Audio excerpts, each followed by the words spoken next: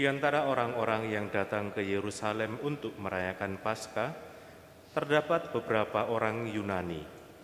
Orang-orang itu pergi kepada Filipus yang berasal dari Betsaida di Galilea, lalu berkata kepadanya, "Tuan, kami ingin bertemu dengan Yesus." Filipus pergi memberitahukannya kepada Andreas, dan berdua mereka menyampaikannya pula kepada Yesus. Kata Yesus kepada mereka, "Telah tiba saatnya Putra Manusia dimuliakan.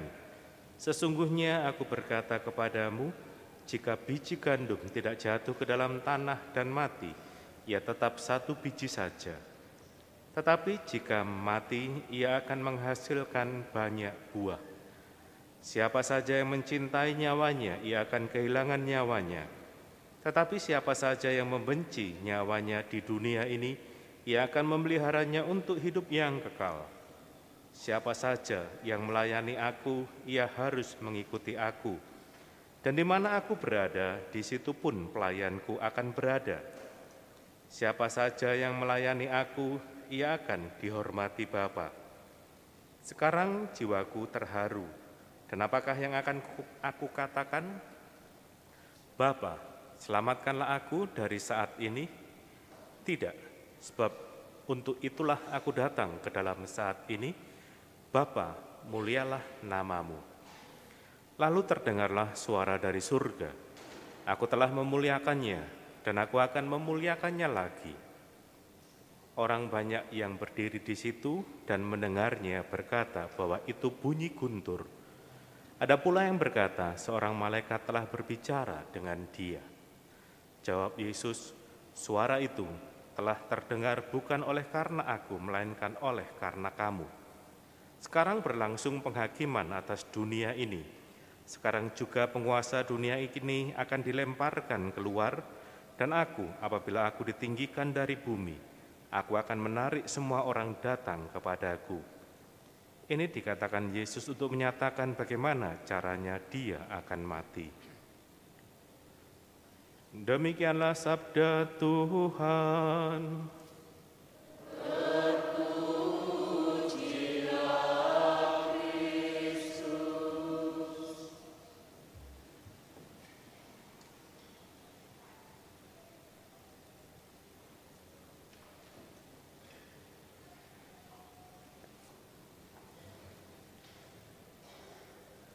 Bapak, Ibu, Saudara-saudari yang terkasih, ini saya ngomong tentang prinsip umum. Karena saya tidak terlalu ahli dalam bidang hukum. Jadi sejauh pengetahuan saya, jadi nanti kalau misalnya ada yang salah, saya minta dikoreksi. Setelah misa, enggak apa-apa, diomong aja. Secara umum, jadi ini prinsip umum dalam sebuah perjanjian, itu paling tidak ada 2 orang yang terikat dalam sebuah perjanjian. Jadi kalau janji terhadap diri sendiri itu tidak termasuk, karena banyak kemungkinan untuk melanggar. Tapi kalau dalam atau perjanjian yang mengikat 2 orang atau lebih, itu kontrolnya lebih mudah. Atau ketika seseorang melanggar sebuah janji, maka ada hukuman dan sebagainya lah. Ya. Tapi di satu sisi, ketika satu pihak itu melanggar, maka pihak yang lainnya itu punya hak untuk tidak lagi terikat dengan janji itu. Ya. Itulah yang terjadi kalau diterapkan bagi bangsa Israel, maka sudah lama bangsa Israel akan ditinggal oleh Tuhan karena pelanggaran-pelanggaran yang dilakukan oleh bangsa Israel. Allah justru tidak mempergunakan opsi ini, meninggalkan bangsa Israel, tapi Dia terus-menerus mengupayakan keselamatan bagi bangsa yang dikasihinya ini. Ya. Sejak mulai manusia itu jatuh ke dalam dosa. Ya, walaupun diusir, kan kisahnya itu kan kurang lebih diusir dari Taman Eden. Tetapi gampangannya dibuntuti. Jadi manusia itu walaupun pergi dari Taman Eden tapi terus dibuntuti. Ya. Lewat para nabi ada seruan pertobatan sampai puncaknya tentu pada Tuhan Yesus. Ya. Itulah bukti bagi manusia bahwa Allah itu tidak membenci, tidak melepaskan begitu saja manusia, tetapi sungguh mencintai manusia. Itu kita dengar minggu lalu. Warta gembira, bagaimana Allah begitu mengasihi manusia. Dan Bapak Ibu, saudara-saudari yang terkasih, skemanya sama sebetulnya seperti minggu lalu. Kalau minggu lalu yang datang kepada Yesus itu Nikodemus, ya, dia ingin mengenal Yesus secara lebih dekat. Hari ini kita mendengar tadi beberapa orang Yunani, orang itu pergi kepada Filipus yang berasal dari Betsaida di Galilea lalu berkata kepadanya, "Tuan, kami ingin bertemu dengan Yesus." Mereka bisa saja pernah atau sudah mendengar siapa Yesus itu. Tapi mereka kemudian ingin mengenal lebih dekat. Siapa sebenarnya dia itu? Bukan hanya sekedar orang yang berasal dari Nazaret tentunya. Tapi bagaimana dia? Kenapa misalnya? Dalam bacaan Injil tadi, kenapa kok Yesus justru memperkenalkan dirinya sebagai dia yang menderita? Ya. Biji gandum yang jatuh ke tanah. Terus kemudian dia yang ditinggikan oleh Allah. Aku telah memuliakannya dan akan memuliakannya lagi. Kenapa kok kemuliaan harus dibangun lewat salib? Sesuatu yang tidak mudah untuk dipahami. Mulia kok salib? Ya, mulia kok menderita?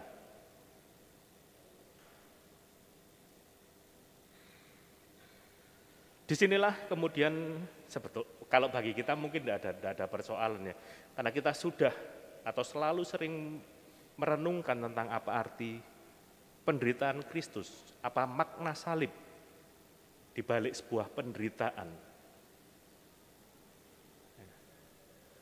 Tapi bagi orang Yunani pada saat itu,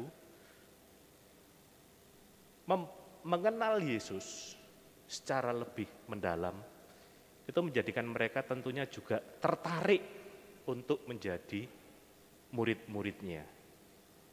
Ya, menjadi pengikut Kristus. Dari yang semula hanya mendengar, mungkin juga mereka mengalami atau melihat Yesus yang berkarya, Yesus yang mengajar, Yesus yang membuat mujizat. Dari situ ketertarikannya. Ini langkah awal untuk mengenal Yesus lebih mendalam. Sampai kemudian Yesus mengatakan bahwa dia itu bukti bahwa Allah itu sungguh mencintai manusia. Dia menjadi tanda bahwa Allah itu menyelamatkan lewat peristiwa salib. Memang kalau minggu lalu nadanya gembira, sukacita, maka kalau Anda perhatikan setelah itu bacaan-bacaan akan mengarahkan kita untuk semakin memperdalam pemahaman kita tentang misteri salib. Sengsara, wafat Tuhan Yesus. Bapak Ibu saudara-saudari yang terkasih, lewat peristiwa salib, Sebetulnya kita juga diajak untuk merenungkan apa arti sebuah penderitaan. Ya. Orang atau kita atau bisa saja juga kebiasaan umum bahwa manusia itu tidak ingin menderita. Kalau dia menderita, dia ingin secepatnya lepas dari sebuah penderitaan. Ya syukur-syukur kalau mereka beruntung bisa melalui proses ini. Tapi bagaimana mereka yang terus menderita? Apakah mereka berdosa?